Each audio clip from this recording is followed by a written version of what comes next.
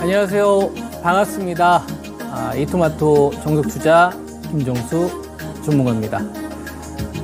금요일입니다. 한 주가 마무리가 된 거죠. 이번 주도 폭락세가 있었습니다. 그래서 장중에 2300선까지 이탈하는 흐름들이 좀 있었는데 그 전에 현금 관리도 잘 하셨길 바라고 여러분들 계좌도 잘 살아있기를 바랍니다. 2300이네요. 그죠? 그래서 이번 주 시장이 많이 급락세가 됐기 때문에 투자가들 입장에서는 고민이 많죠, 뭐. 그죠? 지금을 기회로 볼 거냐. 이렇게 생각하는 사람들이 있을 거고, 이런 사람들은 그 전에 현금 관리가 됐을 거고, 그죠? 그 다음에 비중 관리도 됐을 거고, 그 다음에 종목 수 관리도 됐었겠죠? 그죠? 자, 지금 지수가 2300인데, 2300에서 나는 지금 현금이 있느냐? 그리고 내가 가지고 있는 종목이 중심주냐, 비중심주냐? 그리고 내가 특정 섹터에 몰빵해 놓은 상태냐, 분산을 해놓고 추가 매수해서 단가를 낮출 수 있는 상황이냐, 아니면 신호가 났을 때 언제든지 투입할 수 있는 실탄이 관리가 된 상태냐. 그런 분들은 이제 지금 시장을 어떻게 기회를 잡아야 되지? 내가 좀 추가 매수나 단가를 낮추고 싶은데 어떤 신호를 기다려야 되지? 그리고 사게 된다면 어떤 주식을 먼저 사야 되지? 반도체를 더 사야 되나? 아니면은 배터리를 단가를 낮춰야 되나? 아니면 배터리를 비중을 가감하면 실어야 되나? 자동차일까? 바이오일까? 아니면 다른 주식일까? 이런 거 고민하고 있을 거고요. 그 다음에 이제 이미, 그죠?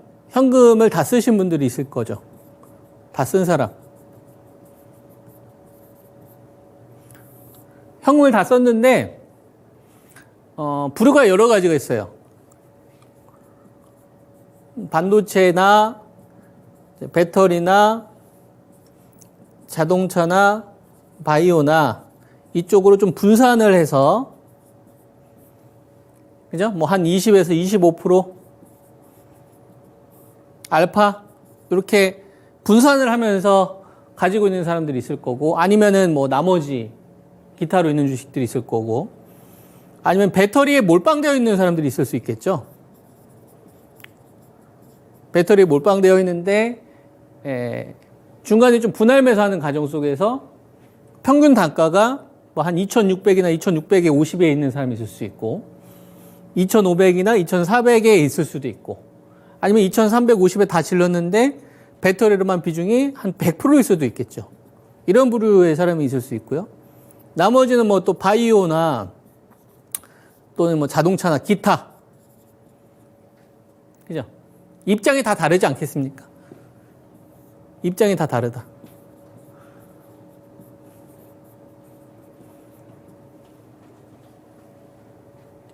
나는 배터리에 몰빵되어 있거나 현금 관리가 안 되어 있는 사람들의 입장에서는 지금 시장이 특히나 되게 힘들었을 거고, 그 다음에 반도체 쪽으로 비중을 실었던 사람들의 입장에서는 배터리 이번 구간에 조금만 반등 나와도 기대 수익률이 좀 클 테니까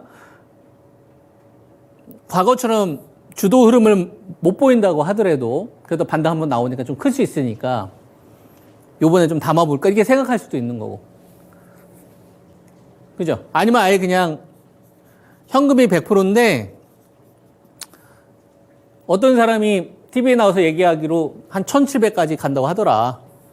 그래서 요때 싸야지 라고 생각하시는 분들도 계시고요. 여러 가지가 있는 것 같아요. 그죠? 여러분들은 어떠한 상황입니까? 생존해 있습니까? 아니면은 죽었습니까? 만약에 계좌가 죽었다면 그건 어떻게 풀어갈 거죠?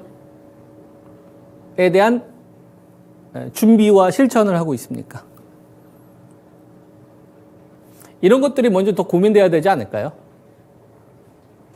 지금 시장이 다 급락이 됐는데 이미 물이 엎질러져서 상황이 벌어졌는데 이런 거를 고민하는 게 훨씬 더 생산적이고 현명한 투자가라고 저는 생각합니다. 그렇게 해야 되고 그래야지 살아남거든요. 그리고 물론 지금 시장을 우리가 냉정하게 볼 필요도 있죠. 왜 하락했느냐? 제가 아래쪽 그림을 키웠습니다. 이거는 이제 신용장고인데요.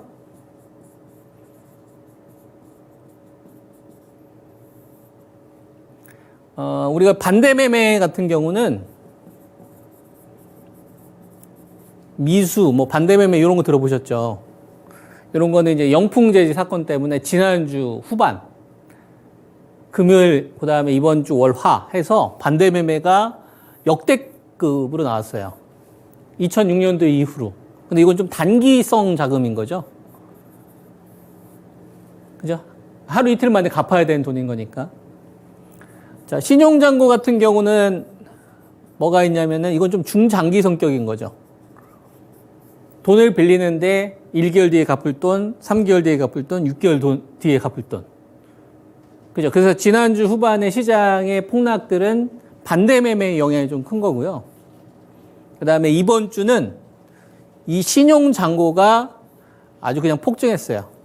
꺾이는 거 보이십니까? 그래서 이번 주의 지수의 폭락은 코스피 지수 기준으로 2350 이하로 떨어졌던 이번 주의 폭락은 저는 수급 문제라고 보는 겁니다. 수급 문제다. 그리고 신용청산이 그 주인공인 거고. 그래서 우리가 과매도다라고 부를 수 있죠. 과매도다. 무슨 말인지 이해됩니까? 예. 그럼 이제 반등 시작이냐? 그럼 이제 다시 가는 거냐, 시장은? 여러분들이 원하시는 건 이런 거잖아요. 근데 전 또 다시 질문하고 싶은 거예요. 지수가 설사 여기서 2400, 2500 반등 나온 더 칩시다. 여러분들이 가지고 있는 주식이 반등에 주도될 수 있는 주식으로 구성해 놓으셨습니까? 라고 물어보는 거예요. 여기서 지수가 뭐 2400 가고 2500 반등 나온다고 칩시다. 그럼 제가 대질문 하는 거예요. 지수가 올라올 때 여러분들이 가지고 있는 포트가 주도할 수 있는 주식으로 구성되어 있습니까? 만약에 주도될 수 있는 주식이라고 한다면 지수보다 먼저 저점을 찍고 있어야 되는 기업이고요. 지수보다 먼저 고점을 찍고 있는 기업이어야 돼요. 지수보다 만약에 먼저 저점을 이탈하고 있는 주식으로 가득 찬다면 지수가 반등이 나온다고 하더라도 소외받는다라고 정 보는 겁니다. 돈이 10조 미만인 시장이 계속 지속되고 있으니까.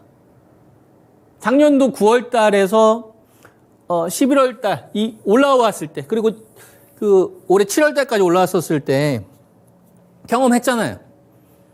작년도 2100에서 올해 8월 달까지 경험하셨잖아. 돈이 부족하니까 배터리만 쏠리더라. 거래대금이 배터리만 쏠리더라. 그죠? 그래서 반도체도 후반에 좀 도움이 됐지, 반도체도 좀 세모였고, 자동차도 그냥 세모였고, 바이오는 X였잖아요. 사실상 모든 수익률이 뭐가 결정이 됐어요, 여러분? 배터리를 가지고 있느냐, 없느냐의 싸움이었잖아요. 너 배터리 30% 있어? 그럼 이 사람은 계좌 신고가 났다니까요. 이 주식들이 마이너스가 나도. 그죠? 근데 더 재미난 거는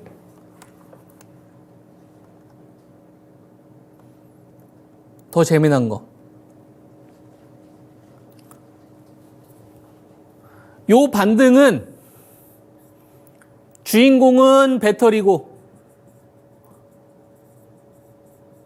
그죠? 인플레이션 감축법, 미국의. 그 다음에 올해 1월 달에 4월 달은 유럽 원자재법. 그리고 양극재 위주로 랠리가 나온 거죠. 그리고 주인공이고 반도체가 한 조연 정도 됐죠. 자동차도 조연 좀 비슷하게. 감초 역할 정도. 나머지는 다 엑스트라죠.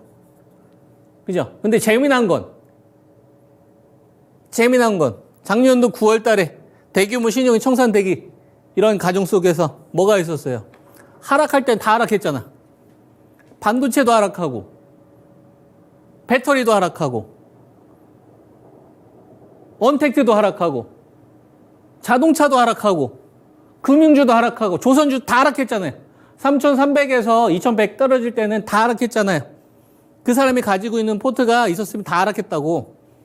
근데 대규모 신용이 청산이 된 다음에 우리 몸속에서 암덩어리가 제거가 됐어요. 신용 청산을 저는 암덩어리에 비유합니다. 사람이 건강해지려면 맛있는 음식, 건강을 관리하기 위해서 운동도 해야 되는데요. 기본적으로 본질적인 게 해결이 돼야죠. 암덩어리가 제거가 돼야지. 신용 청산이 돼야지. B2에 들어갔던 사람들이 정리가 돼서 새로운 작업들이 들어와야죠.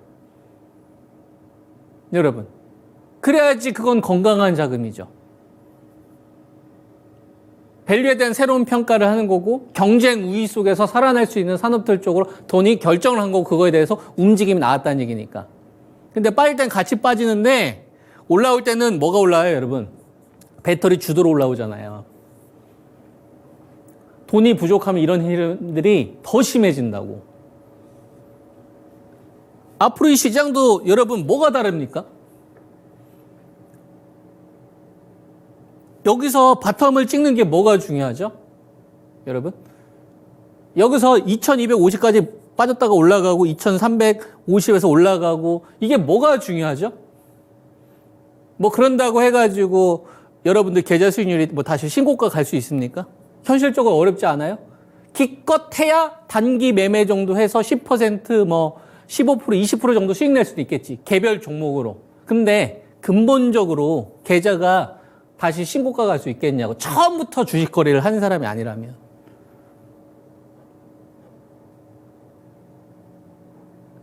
여러분. 이거에 대한 고민이 더 중요한 거 아닙니까? 내년 실적 전망이나 중동전쟁과 관련된 이런 부분들. 그죠? 아니, 그런 것보다 이거에 대한 고민이 훨씬 더 투자가들한테 중요한 거 아니냐고요. 이걸 고민하는데 여러분들은 얼마의 시간을 할애하고 있습니까? 이걸 할애하지도 않은 상태에서 주변 요소 가지고서 알지 못하는 미래의 사실에 대해서 미리 걱정한다거나 미리 두려워한다거나 짜증나니까 그냥 포기하려고 하는 건 아니신지. 작년도 9월 달에 배터리 못 산 거하고 뭐가 달라요? 샀어야지. 샀으면 들고 갔어야지. 그래서 제가 사이클 터지는 거 제가 보여드렸잖아요. 먹는 거 보여드렸잖아요. 요번에 반도체하고 배터리 제가 전략 바꿉니까? 산업 중심주 전략, 이 전략 바꾸냐고요? 안 바꿔요. 이렇게 해야 살아남거든. 5% 금리에서 여러분 산업 중심주의 기업들이 자금 조달이 쉬울 것 같아요? 비중심주가 쉬울 것 같아요? 돈이 쪼그라들면 쪼그라들수록. 되게 당연한 건데, 그래서 제가 여러분한테 제시해드려서 그거 선택하는 거는 시청자분들이 결정을 하는 건데, 제가 하라는 대로 해야 여러분들이 살아날 거다라고 저는 강조하고 싶은 거예요. 최종 선택은 여러분들이 하는 겁니다. 근데 저는 여태까지 이렇게 여러분들에게 전략을 제시를 했었고, 실제로 이렇게 생방송에서도 그대로 사인 드리고 있습니다. 여러분. 아시겠죠? 네.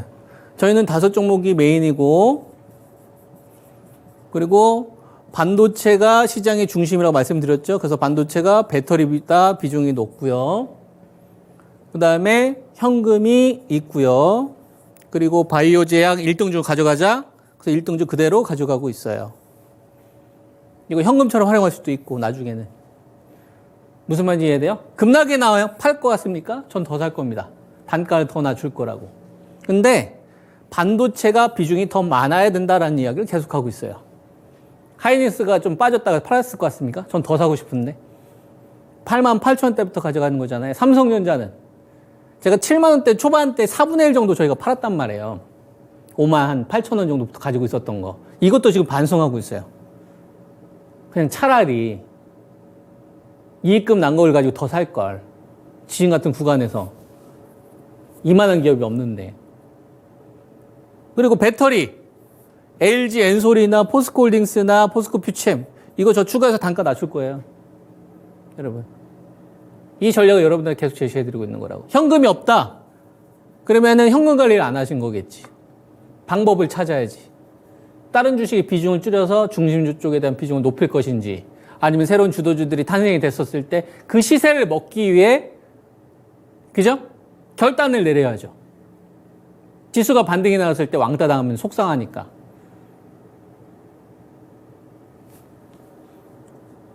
주인공이 되기 바라요. 이번 받는 구간 됐을 때 여러분. 아시겠죠? 시장은요. 먼저 결론부터 얘기해 줄게요. 시장은 다시 우상향을 만듭니다.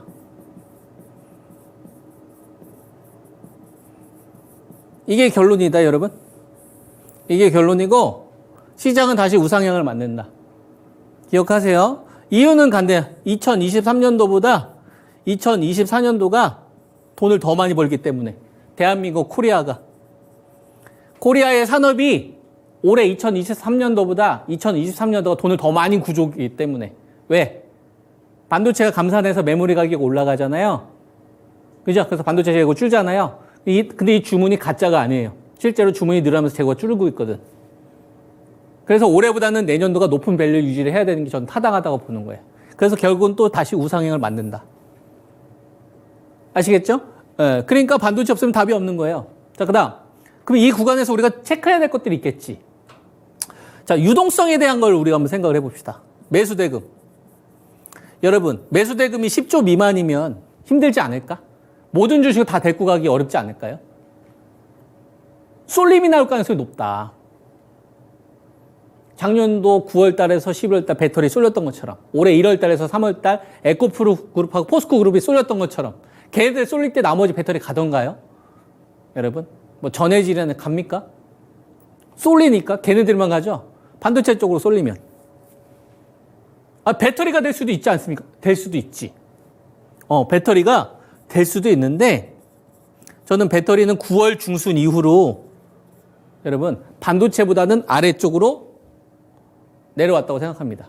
그래서 시장의 중심은 반도체라는 이야기를 했었고 배터리도 살아날 거예요. 여러분 배터리라는 산업을 저는 시장에서 버릴 수 없다고 봅니다. 근데 너무 많이 하락했잖아요. 단가 낮추세요. 현금이 없는데요? 현금 관리 안 했겠네. 현금 관리 당연히 했어야죠. 그럼 다른 주식들 가운데에서 비중심주를 활용을 해야지. 현금 관리를 당연히 했어야 되는 거예요. 아니면 반도체 가운데 수익 나고 있는 것들을 활용해야 되겠죠. 그렇지 않겠습니까? 근데 중심주만. 제가 여러분들한테 이야기하는 중심주만 살아남는다고. LG 엔솔루션, 포스코홀딩스, 포스코퓨처. 추가 매수나 단가를 낮추려면 얘네들만 해야 돼요. 아시겠죠? 중심은 반도체로 다 넘어갔다. 아시겠죠? 그 다음 바이오는 1등주는 불확실성이 좀 제거되는 구간에서 요번에 지수보다 먼저 저점을 높이는 게 지금 바이오 쪽에서 나오고 있잖아요. 그러니까 가져가는 거 일단. 물려 있으신 분들 반등 나온다고 그냥 바로 파는 게 아니라 시장이 크게 바뀔 수도 있겠구나라는 거 생각해야 된다고. 이게 다야 여러분. 이번 구간 전략 제시하는데 이게 다라고. 이거 실천하느냐 안 하느냐의 싸움인 거야. 자, 다시 한번 봅시다. 2650으로 돌아가 보겠습니다.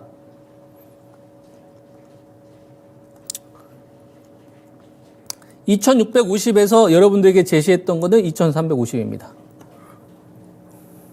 6월달에서 7월달 4개월 이상 여러분들에게 코스피 지수 2350에서 쓸 현금 남겨놔라 이런 얘기 해드렸죠. 그리고 중심주만 하자. 이유는 돈이 주니까. 그래서 5종목만 3번에 나눠서 분할 매수하자. 이 전략이었잖아요. 나머지 비중심주는 함부로 저점 노리지 마라.